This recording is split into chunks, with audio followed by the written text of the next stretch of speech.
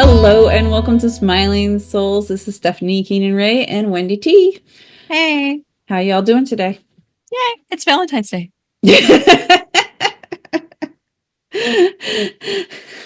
I'm getting the bobble ears, the little hearts or whatever next year. The alien hearts. Because I feel like it's missing.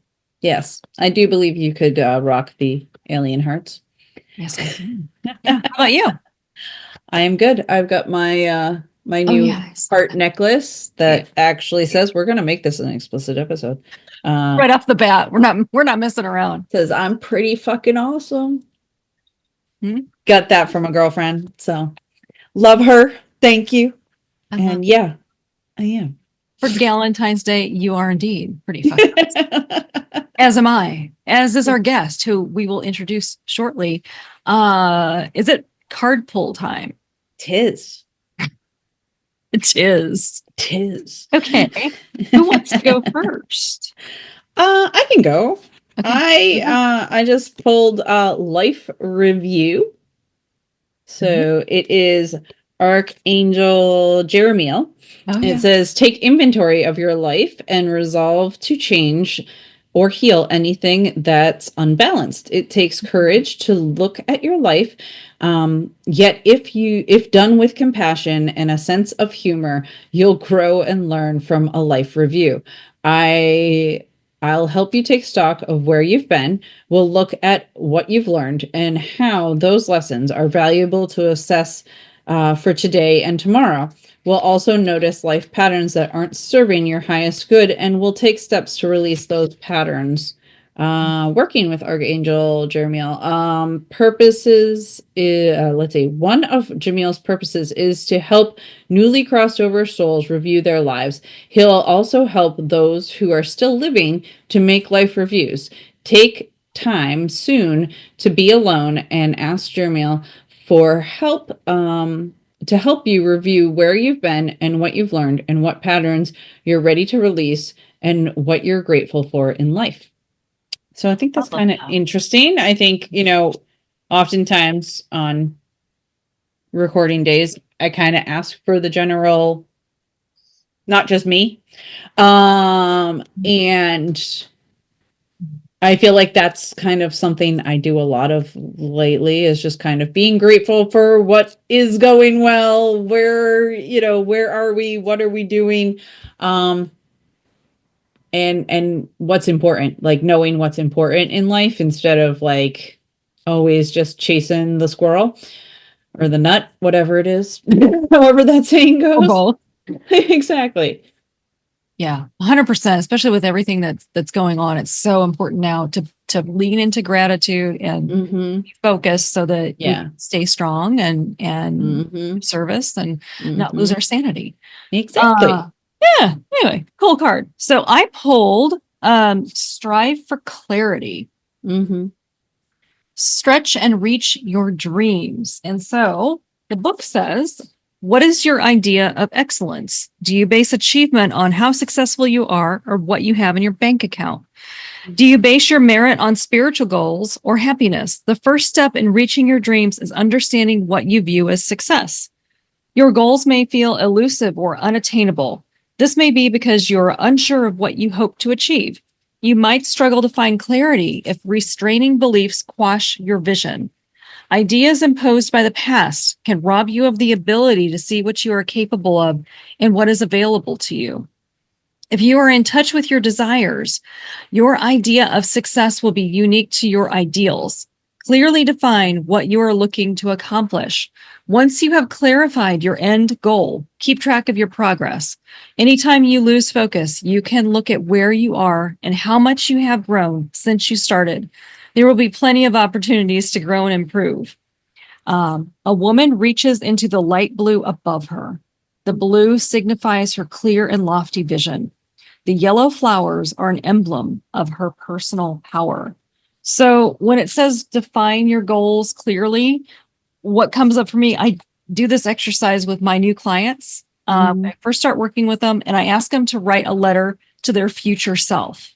And it is hard for some of them to do this, but once they do, then we have a clear path moving forward. Oh, great. So this is what you want your future to look like. Awesome. Now we know what to focus on. Kind of like driving somewhere. You need directions to get to where you need to go if you've not been there before. Same concept. Anyway. And for our guest, who I will introduce shortly, and I'm so excited to do so, but what card have you pulled?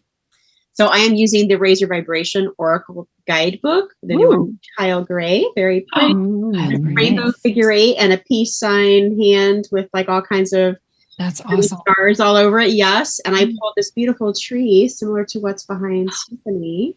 And it says, Healing myself heals my lineage. Yeah. Healing myself heals my lineage. So he writes on this, our lineage is our family line, the continuation of our family's story. When we were born into our current lineage, many of the ideas and beliefs held by our family became our own.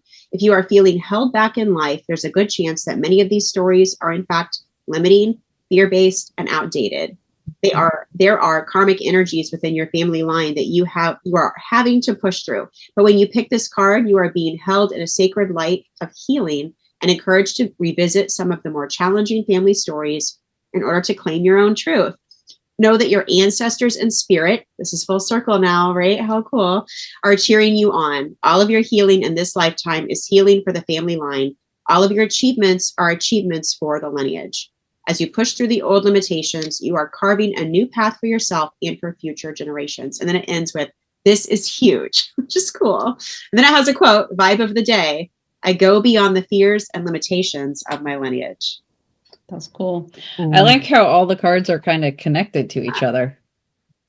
That is not by accident. No, exactly. That is divine guidance at its finest. Oh my goodness. Very cool. All right. And now a word from our. Hey, everybody. Got a question for you. Have you ever felt like you don't deserve to put the oxygen mask on yourself first because you don't feel worthy to take care of yourself? I'm here to tell you from personal experience that as a result of that, you're probably experiencing burnout if you are not already, because that's for sure what happened to me. And so I have a solution for you, and it's really easy and it's fun and it's actually kind of beautiful. I created this journal for you. And so this journal is your self-care sanctuary, right? And inside, I've got some journaling prompts. Actually, I've got 30 days of journaling prompts. So you get in there and it's not like, I don't know what to write. You're directed, right, to write. And then I also give you some blank pages so that when you feel like getting something off your chest, out of your head, you can just get in there and be in the flow and do that. But one of the journaling prompts is about releasing guilt, right? Because who doesn't have some kind of guilt, right? I do from time to time. And so this is just a way to guide you through all of these prompts. And after 30 days, you're going to have peace of mind. So head to the website, which is coach-wendy.com/journal. Write your name, type your name, good grief, type your name, your email address, hit download now, and you get this immediately. You can start today. And so remember, this is for you. This is for your peace of mind. coach-wendy.com/journal. All right. So it's time to introduce our guest, right, Steph? Yeah. Okay. So I will take it away from here. I am so excited to introduce Coach Kiki, Kealah Parkinson. She is a communications coach and author of the newly released title, My Moody Daybook, a season of mood tools for people with feelings, a handbook for personalizing emotional intelligence. And I believe that is on the shelf right behind her. So check that out. With 30 years of experience in the communications industry, over half of that in private practice as a communications coach, Coach Kiki uses proprietary tools to help small business owners, sales and nonprofit pros, and even families as teams to ID their emotions, to put true emotional intelligence into their own hands. Her coaching philosophy: when you are confident, focused, and authentic with your message, you are a magnet to those you wish to attract. So, welcome, Kealah. Hi, thank you for having me. I love this whole thing you guys have going. It's super fun to be included today. Nice. I'm glad that you're enjoying how we are. This is us. Yes. So tell us, first of all, more about the Moody Daybook. And by the way, I'm just going to interject here and just stop. Can we just take a snapshot? Because Kealah and I know each other from, I don't even know how far back. 2008? Probably 15 years. I think 15 years. Yeah. Mm-hmm. Wow. And like just the how far our journeys and how far we've come. Kealah, you have your book on your bookshelf. I have my journal right behind me. I just want to take a little snapshot of that because I just want to say, look at us and way to go. Yeah. So your journal also on my bookshelf, but yeah, it's right back there. I know. Oh my gosh, I forgot about that. Yes, thank you for that. Oh my gosh, how far we have come. And so talking about your book, how did this come about? Tell us more about it. It's a daily devotional guide. I know that you wrote this in response to the need for greater mental health that you were seeing that consumers needed, and to put their mental health choices in their own hands, which I love that. But tell us more about the My Moody Daybook. Okay, with pleasure, because it's certainly been a passion project, like joy experience of mine for actually over a decade, because it was over a decade ago. The origin story of this is that a dear friend of mine who was working as a peer counselor at a local mental health clinic, right? It has a big clinic that has a lot of office space in our area here, a suburb of Chicago. And so the director of that facility was looking for something they could use on the inpatient floor for people who have, were temporary stays in a sort of mental health crisis, and something that could be part of like a tether to the day, like start together in a group circle, anchor ourselves in this like centering thought of like, this is an emotion. I can be grounded in, even though I'm experiencing this emotion, right? They had a similar thing that they did in their rehab facility there at the clinic for people who were there, using the 12-step daily devotional of Just for Today. And I had experienced using that daily devotional. And so I was like, oh my gosh, yeah, let's find something like this. They were looking for a book like that. And the director tapped him, who tapped me, to said, hey, you're really resourceful. Help us scour the internets and find a book like this, right? That we can buy and have on the unit. And we could not find it anywhere. The three of us and other people who were looking, no one could find it. And I said, I'm just going to have to write it. And so I did a huge brain dump of like, what are all the things we can think of that could be entry points for a devotional like this, that in my mind, I was titling 365 Days of Mood Tools, right? Because there are all sorts of things we can put in there, not just the feelings that we're experiencing, but how are they related? Which ones can grow on the others? Just the concept of naming our emotions and knowing what to call our emotions. It's anathema to so many people, even if you're not in a mental health facility, even if you're not someone who's ever considered yourself a mental health consumer and hasn't been in any way, right? If you've, and this is really rare to find nowadays, but if you've never had an antidepressant or any recommendation for one or gone to a therapist, right? And I mean, that's a really small percentage of the US at this point in the world, right? But if you never have, it's still a lot of times like WTF with feelings.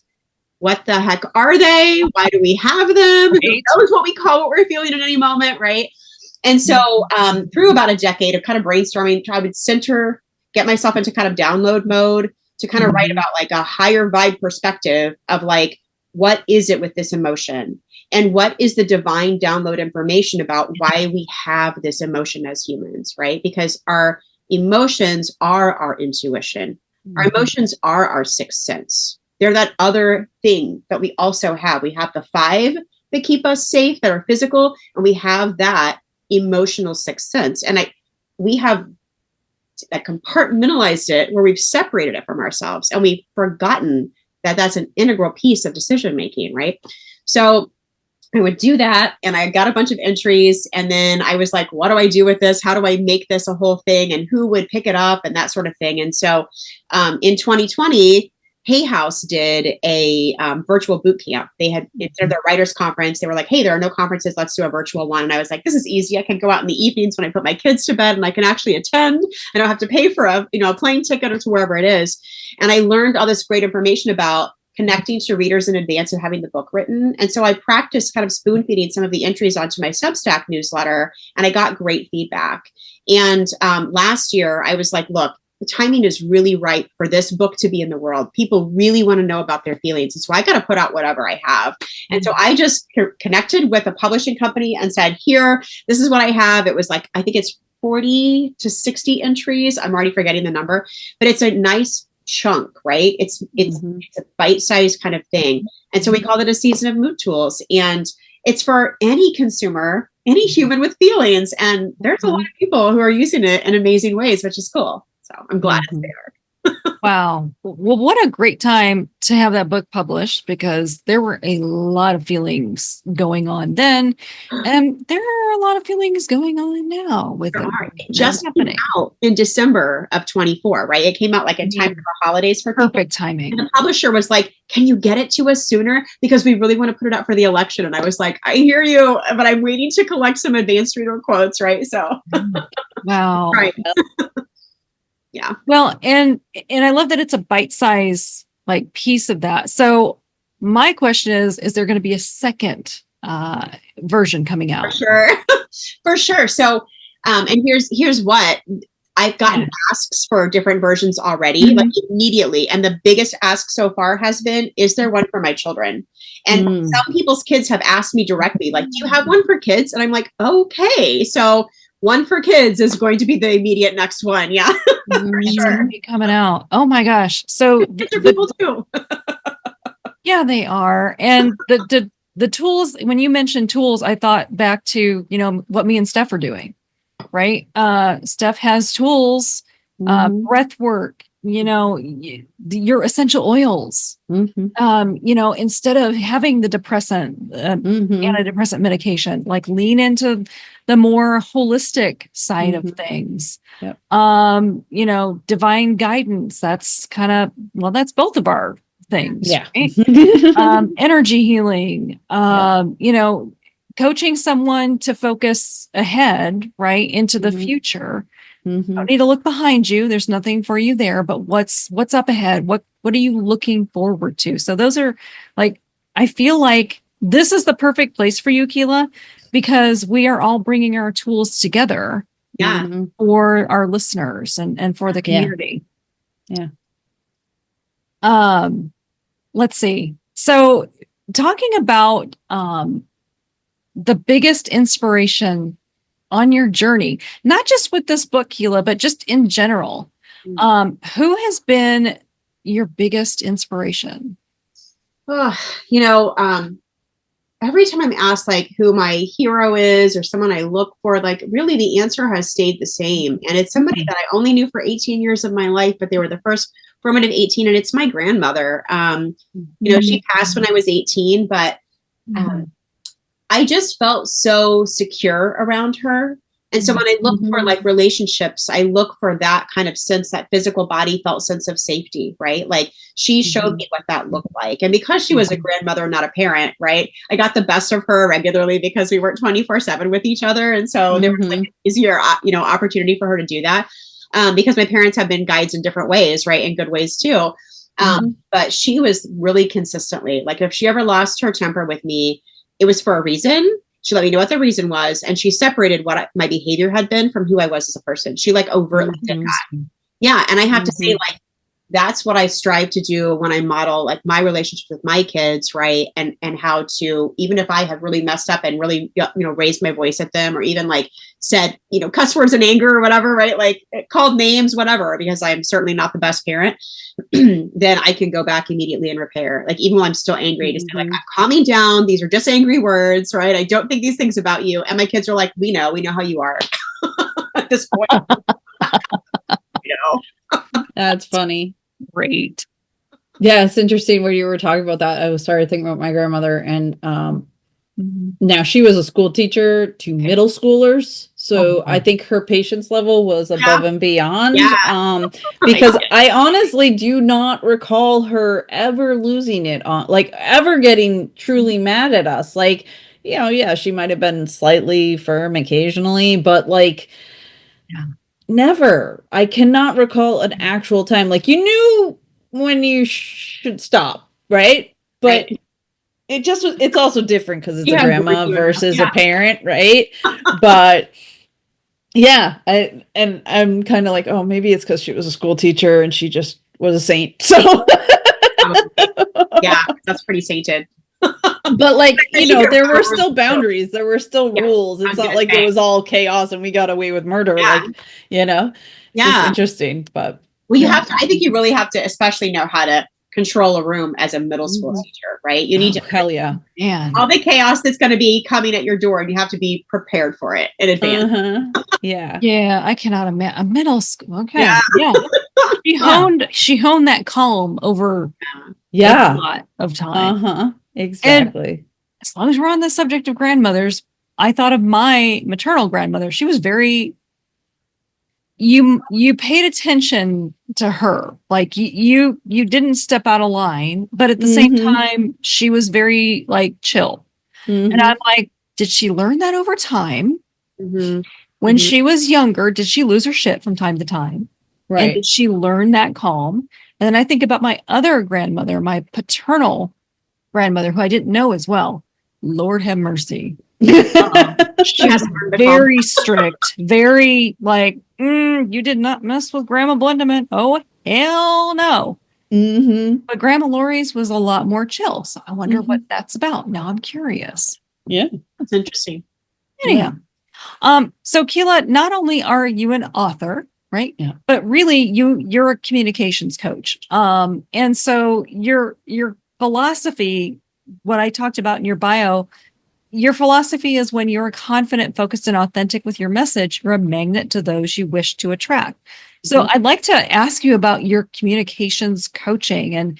And so tell us more about that, because probably a lot of people are like, what is a communications coach? And what is it? Yeah. What do you do? And a lot of people will be like, oh, you help people, you know, speak in public. And for sure, that's a big part of my work, right? A lot of people will come to me and be like, okay, so my boss has tapped me to start giving like more presentations for whatever reason, right? If it's to the team or if it's to pitches or if it's like at trade shows, right? Like, and I've got to be the one and I have to like close deals. I have to overcome objections. I have to like yada, yada with the sales cycle, right? It's also a lot of sales professionals who come to me and they're like, okay, this is the thing. And I have to say, I started this practice in '08 when the bottom was dropping out on the economy. I was like, this is a great time to bring fight or flight into the business world and to help people. Like, because I always wanted to be the emotion coach, really, right? And I was like, people are putting their money into like this risk they're all taking. So many people had lost jobs and were working strictly on commissions, and talk about fight or flight being through the roof, right? And then they were like, everything I say must be a deal closer. And it was like so much pressure. And it's really hard to think and make good decisions when you're under that much pressure. So we already said how our emotions are like this important divine piece of information, but our brains do us this amazing service when we're actually having our physical lives threatened, that they shut down everything and we go into just fight or flight. And we can only make one decision that has two choices. That's it, A or B. A is fight to save my life and B is flee. And I know we've added more F's to this, like in the coaching world, like fawn and feign and whatever, right? And freeze. And these are all in an effort to do one of the two choices. So the other F's like live in the middle, but whatever you're doing in there, like you're freezing because you're either going to spring out and attack or you're going to like hide, right? Like they're just other ways to do those choices. And so it's still really fight or flight in that big way. And our brains are really smart that they shut that down for us and they go, you're just going to make one of these choices. And our brains are also really smart that they go, hey, emotionally, you're evolving as a people. There's a lot less war and domestic violence now, right? Like, cool, globally speaking, right? Even if we get to a point where there are no wars and domestic violence, we will still have earthquakes and hurricanes and wild beasts that are bigger than we are with sharp teeth, right? And our brains are like, never lose this skill set, okay? So we're going to give you all the practice opportunity. And I love that because then so we get to go, oh, is this real danger?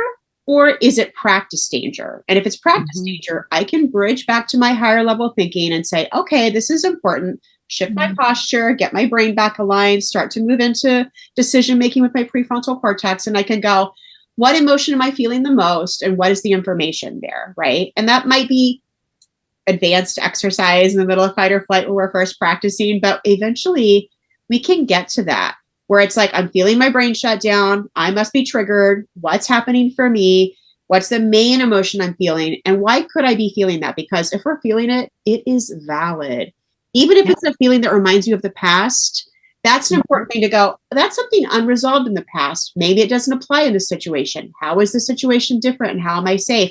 And then we get to repattern and start to make our peace with what happened in the past. And I don't expect any of us to ever get to the point of major trauma where we go, I'm not triggered anymore. I know there are these amazing like rapid therapies and things, and I believe in them and I've used them and I think they're great. But also that big thing happened to me once and it could fucking happen again. I'm sorry, but it could. Right. And we don't go to war survivors and go, just get over the PTSD. It's just fireworks. You know, we don't do that.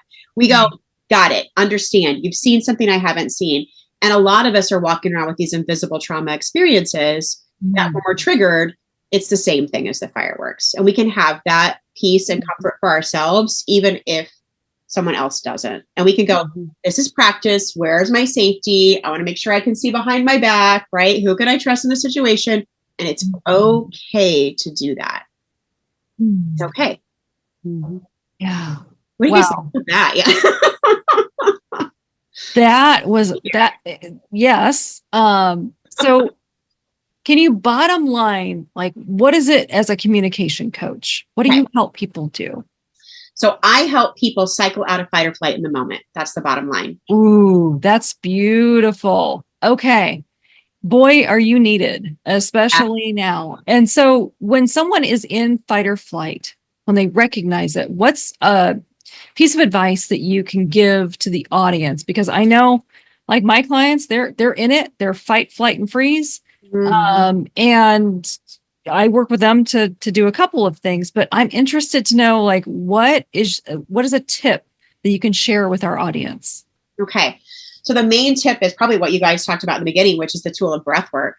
And it's so funny because people think like, oh, that's so simple and it can't solve everything and yada, yada, but it kind of can, because it's the oxygen that we use to live. It is our connection to the planet. It's literally what keeps our atmosphere in place. It is something we absolutely have to do. We do hold our breath when we're in fight or flight. We're stopping breathing because we're shutting down anything that isn't needed. Our heart will keep pumping while we're holding our breath for a while. And we have to assess the situation, right? So when we breathe, when we get bigger, when we put our heads up, even just looking up with our chin up, this is a signal to our amygdala that the worst is over. And so just taking any kind of deep breath, centering ourselves in our breathing, and then it does calm our central nervous system. It sends out that oxygen to our bodies. It stops us from storing things and creating more disease. It's the source. It's literally what we have. If we're living, we're breathing. That's all there is to it. And so the breath is the simple solution. And it's okay to say, just breathe, and to be okay with that. And if someone tries to make you feel stupid, that might not be a safe person in this moment. Yeah, no kidding. Exactly. They probably don't breathe. Yeah, they probably don't breathe well themselves, or they just don't want you to. Yeah, exactly. Yeah. Well, and just it amazes me how many people do hold their breath, like, without even realizing, like, just in day to day, like, not, like they're just thinking. Yeah. I do it too. And I'm like, oh, wait, breathe. Do you not, Stephanie? Do you think you don't hold your breath? I mean, I hold my breath sometimes, but not in the like regular, like I'm just breathing and I forget to breathe. Like I don't do that. Like there are people who do that. Like they'll literally be like doing work and they're just like, oh, I'm supposed to breathe. Yeah, that's me occasionally. Me too. I forget to eat, but I don't forget to breathe. That's a type A thing, right? It's a perfectionist thing because that's tension, that's like anxiety, right? Those are all those things, right? Yeah. Yeah. So I'm not a perfectionist. Yeah. Okay, good for you. I'm recovering. Identify with that. Yeah. Stephanie knows. She's like, Wendy. Big old mess. Thank Always you. have been. Always will be. Awesome. I'm a Picasso. This is why you artist. guys are well partnered. I love this part. This is why we get along so well, because Stephanie catches me in my perfection and she's like, girl, thank you. And I kind of, you know, have to give her a little You have to like, give me a little grace with my messiness. this is why we work. You're right.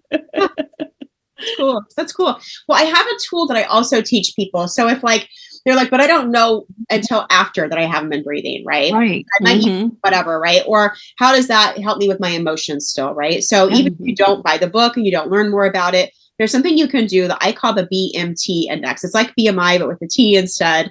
And it's a self-assessment check-in. And so it stands for body, moods, and thoughts, the three working parts of fight or flight. When we feel fight or flight, we get it all at once, right? We're either closing up, stressing, holding our tummies. We're feeling like this mood, whatever the mood is, tense, stressed, scared, angry, you know, and maybe excited. We can do the same with our bodies when we're excited, right? And then we have our thoughts that go along behind it too. And so when we check in, the BMT index is just asking yourself, what am I feeling in my body? What mood am I feeling primarily? What are the thoughts that I'm having? And it's just starting to do that. When you're actually just answering those questions, your brain is like, oh, we're doing an essay quiz. Got to bring the prefrontal cortex back online. Cool. So if you're doing an essay quiz about breathing, well, just and your body goes, oh, release the diaphragm. I'm breathing now, right? Yeah. Pop quiz, guys. Pop quiz. The brain likes it. That was such a perfectionist response. I know it was, right? I was just going to say that too. If you're type A, give me a quiz. I don't think Steph's going to recover from that one. Sorry, I lost it there. I'm okay. That was great. That was awesome. Oh my gosh. So resources, right? So we've got your book. We've got your breathing method and checking in. What other resources do you pull from, Kealah? For the book in particular and for my coaching, both, right? Yeah. There are tons of tools that we can use. And so clearly I'm not a therapist. So if there's something that really is a mental health crisis, right, I'm going to say, go to the therapist, to call the, call the suicide hotline, call whatever, use those resources. They're there and they're amazing. And for sure, right. And the coaching that I do actually is a great adjunct to therapy for a lot of people. I've had a number of clients through the years that I have referred to therapists that I have a relationship with. Right. And then they can come back and see me. And it's so funny because they'll be like, oh my gosh, like my therapist was just telling me that too. Or like, I told my therapist what we were working on and she said that's what she was going to say next. Right. And so it really so funny. Hand in hand. Yeah, I love that. And so people will be able to either, if they need to do therapy away from coaching, that's absolutely what they should do, right? They should do that. But if they choose to do them together, they integrate really well in the experiences that I've had. So the tools that I use too, then they have a lot to do with like how we are checking in and being more self-aware and what we're learning about our emotional experiences. And then using tools that come up to help us feel more stable. So it could be meditations, breath work, exercises, finding a way to ground yourself. I'll walk through or record guided visualizations a lot of times. Using those essential oils is great, right? Like I'm like, hey, whatever you can use that helps those five senses too. Yes. That's amazing for our bodies. That response is going to be right there too, because it's all connected. And then I have a statement we can use if we are those overthinkers like Wendy and I, where you can say a key motto is what I call it. And it's really an affirmation statement on steroids. It's like, okay, so give us an example of that. Yeah. Okay. Do you guys want to do one on the air? Yeah. You don't have to, but you could. Sure. Okay. All right, cool. Yeah, Who wants to go? Oh, I'll go. Okay. All right. So we've never done this before. So this is my process. And this is when I'm seeing a client for the first time. They would have filled out an intake form, which is kind of like identifying some things, right? And saying like on a long scale of like all the things that could be happening to you, like neurologically, right? Like, is there ADHD? Do you think you might have OCD? Like all these things, right? And they can tell me if they've had a diagnosis or not. That helps me understand a snapshot of their thinking, right? So without doing that, we can still have this conversation. Okay. And that is, you basically just tell me, Wendy, a time when you were wanting to communicate better than you were, and it was stressing you out in some way. You don't have to say the whole thing out loud, but you can if you want to. But just okay. Well, since you have gotten back into my world, I will go back to a time way back when I was speaking. in front of Business Women United, and I froze. You froze. Okay. Froze. Yeah. And okay. So in that moment, you're there. You're freezing. Everyone's looking at you. You remember what it felt? Are you starting to feel what it felt like physically in that moment? Yeah. It's live, right? Your brain is like, oh, our brain doesn't know time, right? It's just like, it's happening. Again, that's important for survival, right? So what's happening physically in your body? Oh, my pits are getting sweaty, right? Got the flop sweat happening. I'm starting to feel some things in my stomach, right? I am starting to just go into that. Oh, Wendy, how did you write that shaming almost? The thoughts. So let's bridge it with the moods. Okay. So the body is feeling like the sweatiness, right? And like, so I think you said tightened stomach, like you were kind of tightened up. So maybe some tension happening there. And then the mood, would you name a mood that you were feeling? Could you name a mood that you were feeling? I'm disappointed in myself. Interesting. Right? Okay. All right. And would you say anxiety was in there at all, or fear? Oh, of course. Yes. Of course. All right. So fear, anxiety, and then disappointment. And I love that you could access that one and that you did it first, because that's kind of advanced, right? A lot of people would just be like, either I don't know the mood, or so anxious, right? Like just all the scared, right? So and you're also like, and disappointed with myself. So that's great. There's a level of self-awareness and a level of emotional awareness. So then your thinking was like this little bit of shaming that was happening. Like, come on, Wendy, get it together. Any other thoughts you would identify? Right. Any other thoughts? Oh, what are they going to think about me? They're going to think, I don't know what I'm talking about. Right. Yep. Okay. So now we take that and we put it into almost like a judgment, like a sentence, because this is what I call, so before we get to the key motto, we get to the anti-motto. And this is the bully that every one of us has that lives in our brain. Right. You're not good enough. It's our imposter syndrome's voice, right? Right. So that is saying to you, and I'm going to kind of take those things you've said and we'll kind of put them together into like one sentence. And then Wendy, I'm going to ask you to say that sentence out loud 3 times. And let me apologize first, right? Because that's going to feel yucky. And what we're doing is we're triggering the fight or flight for a second. So it's safe for you to do this. Thank you for being brave enough to do it with me and with Stephanie in here and like live, right? Thank you for doing that and showing everybody like how this works, because it does get better. And the reason we're triggering a little bit of fight or flight for you in the safe place is so that when we get your key motto, you can feel yourself cycle out of it when you use it. Okay, cool. Know that it works. We'll know that that's the right language for you. Okay. So the anti-motto then is going to be something along the lines of, with this tension and this, anxiety and this disappointment and this idea of Wendy, get it together, and they're not going to think you know what you're talking about, and right. And so putting all that into like one sentence, a thing I would maybe practice saying would be something along the lines of like, they're going to know you don't know, or something like that. Okay. That body language lets me know that hits. Okay. Yeah. So can you say out loud 3 times, they're going to know I don't know? They're going to know I don't know. They're going to know I don't know. They're going to know I don't know. And what happens with your body when you say that sentence? Ooh, that sucked. Yeah, that sucked. What did it feel like? Yeah, I could feel myself like shrinking. Yeah. Look like it. Your voice got a little weaker, right? It's like your teeth was like going in like, ugh, right? Like gut punch. Okay. So again, apologies and thank you for doing that. And so that's the anti-motto. That's the voice, the imposter syndrome brain. You don't know, right? And so now we go, okay, we don't go. This is where a lot of people use affirmation statements in a way that doesn't work, right? Because we know what the outcome is that we want with them, but we think like we're just supposed to say the opposite thing. And then your brain, when I tell you to say the opposite thing, goes, I believe that. That's bullshit. Yeah, totally. What's going on, right? And then you just get it more fight or flight, because then you can't cycle out of it. Now you're discrimination, especially for those of us who are overachievers, right? So instead of doing that, I'm asking you to say, I do believe that. There's a part of me that will always believe, they're going to know that I don't know. Everyone's supposed to have something that can get triggered for shame.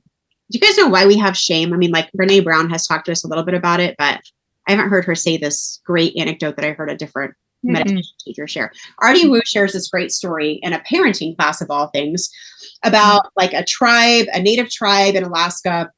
And it's a lot of fishing, and the whole tribe together does a lot of fishing, and they go out onto the ice and they do ice fishing like through most of the year. And, the teenagers start to join, and everyone goes except for like the pregnant, the elderly, the ones with the nursing babies, right? Like, and the younger children until they're teens, right? then those are the ones who stay home, and everyone else, the whole tribe, fishes together, sings, very happy. But if a kid steps through the ice, everyone comes and takes a turn shaming that child. And why do you think that they do that? What would be the reason for doing that? So they don't do it again? Yeah, because if you step to the ice and people don't make a big enough deal out of it, and then you really mess up the ice, the whole freaking tribe goes down, except for the ones who can't take care of themselves. Oh, right. Yeah. So shame is the emotion we use to keep the entire tribe safe. It has a purpose too, but we have overused it as people because it's easy to get people to do what we want them to do when we shame them. Right. That's why we're having this toxic relationship with shame now, because we've been overusing it for generations and generations, right? So we can get a better handle on that. Our brains have to keep something that can get triggered by shame because we also need that for survival. So that's okay too. So Wendy, it's okay, right? So we can say, first of all, it's okay that you believe this. And second of all, can you give me some time, some evidence when you also used what you may not have known and you recovered from a situation or you grew from it? Do you have any evidence of that in your life? Yeah. So the opposite of freezing, one of the last times that I spoke in public, I had no connection to the outcome, meaning I was going to go in there, I was going to do my thing, I was probably going to mess up. And guess what I did?